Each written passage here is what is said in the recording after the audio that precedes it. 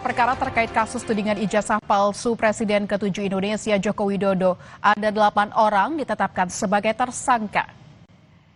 Kasus tudingan ijazah palsu Presiden ke-7 Indonesia Joko Widodo, polisi tetapkan 8 orang sebagai tersangka. Sebelumnya Joko Widodo telah melaporkan dugaan fitnah terkait dirinya ke Polda Metro Jaya dengan jeratan pasal 310 dan 311 KUHP, pasal 27A, 32, serta pasal 35 Undang-Undang tentang Informasi dan Transaksi Elektronik atau UU ITE. Berdasarkan hasil penyidikan, kami menetapkan 8 orang sebagai tersangka yang kami bagi dalam 2 klaster. Antara lain, 5 tersangka dari klaster pertama yang terdiri atas nama ES, KTR, MRF, RE, dan DHL. Untuk tersangka dari klaster ini dikenakan pasal 310 dan atau pasal 311 dan atau pasal 160 KUHP dan atau pasal 27A junto pasal 45 ayat 4 dan atau pasal 28 ayat 2 junto pasal 45A ayat 2 Undang-Undang ITE. Untuk klaster kedua, ada 3 orang yang kami tetapkan sebagai tersangka, antara lain atas nama RS, RHS, dan TT.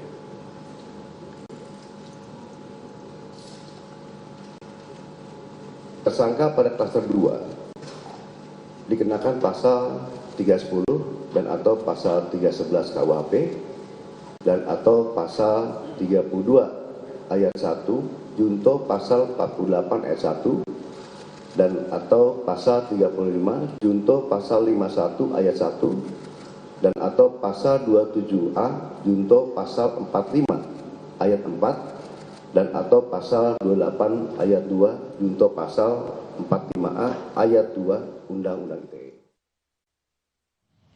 Usai ditetapkan sebagai tersangka, Roy Suryo menyatakan yang dia teliti merupakan dokumen publik. Roy juga mengatakan setiap warga negara bebas melakukan penelitian. Meski begitu, Roy mengaku menghormati proses hukum yang berjalan.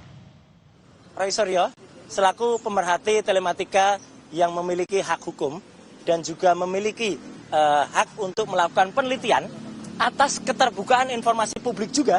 Jadi Undang-Undang 14 tahun 2008, penjabaran dari Undang-Undang Dasar 45 pasal 28F dan juga hak yang diatur oleh Declaration of Human Rights ya.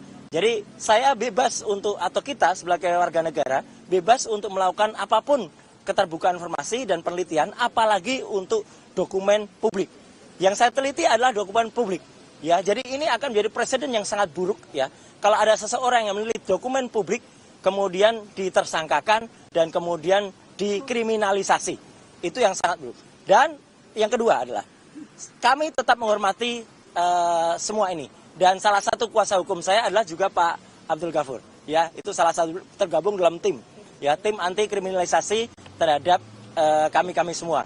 Dan ada 2 klaster yang saya dengar tadi sudah ditetapkan. Klaster yang pertama terdiri dari 5 orang.